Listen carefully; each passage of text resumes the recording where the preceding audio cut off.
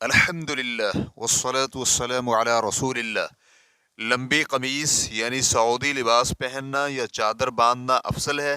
سوال کیا گیا ہے کیا لمبی قمیص یعنی سعودی توب پہننی اور چادر باندھنی افضل ہے یا کہ شلوار قمیض یعنی پاکستانی لباس پہننا نبی کریم صلی اللہ علیہ وآلہ وسلم کے لباس کی مثل ہے، یا کہ صرف یہ عرب اور پاکستان کے ممالک میں عادات سے متعلق ہے؟ اور اگر انسان یورپی لباس کی بجائے دوسرا لباس پہن سکتا ہو تو کیا شلوار قمیض اور توب چادر افضل ہے؟ الجواب بعون اللہ سبحانہ وتعالی۔ نبی کریم صلی اللہ علیہ وآلہ وسلم نے قمیص اور دھوتی بھی پہنی ہے اور شلوار قمیص بھی، لیکن ہمارے علم کے مطابق نبی کریم صلی اللہ علیہ وآلہ وسلم نے پاکستانی طریقہ کے مطابق قمیص نہیں پہنی۔ اور اس میں کوئی شک نہیں کہ عربی لباس پہننا امت کی عادات اور رواج اور خصوصیت کی حفاظت ہے اور اسے دوسروں کی عادات میں پگھل جانے سے محفوظ رکھے گا، اور بلا شک یورپی لباس سے یہی اچھا ہے، لیکن اس کے ساتھ یہ عادات اور رواج میں شمار ہوتا ہے، اور ہر علاقے اور ملک کی عادات اور رواج ہوتی ہیں، اور جس ملک میں مسلمان بس رہا ہے وہاں کی رسم و رواج اور عادات پر عمل کرنے میں کوئی حرج نہیں، لیکن شرط یہ ہے کہ فی ذاتی ہی حرام چیز پر مشتمل نہ ہو اور نہ ہی بطور وصف حرام ہو۔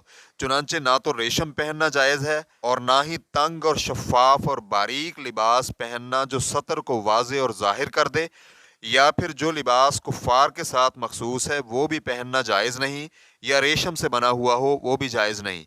اسی طرح شہرت والا لباس پہننا بھی جائز نہیں، اور یہ وہ لباس ہے جسے پہن کر لوگوں کے ہاں وہ شہرت حاصل کرے، کیونکہ نبی اکرم صلی اللہ علیہ وآلہ وسلم کا فرمان ہے جس کسی نے بھی شہرت والا لباس پہنا اللہ سبحانہ و تعالی روز قیامت اسے ذلت والا لباس پہنائے گا۔ ریفرنس کے لیے دیکھیے سنن ابی داؤد حدیث نمبر 4029، اور علامہ البانی رحمہ اللہ نے صحیح سنن ابی داؤد حدیث نمبر 3399 میں اسے صحیح قرار دیا ہے، اور ابن ابی عوانہ نے یہ الفاظ روایت کیے ہیں پھر اسے آگ میں جلایا جائے گا۔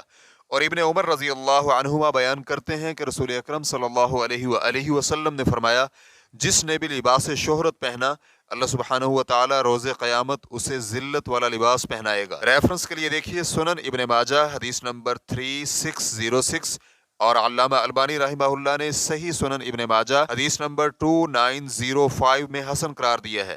واللہ تعالی اعلم۔ اسلام کیو اے ریکارڈنگز، مؤسسۃ الشیخ محمد صالح المنجد، المملکۃ العربیۃ السعودیہ، فتویٰ نمبر 20125۔ والسلام علیکم ورحمۃ اللہ وبرکاتہ۔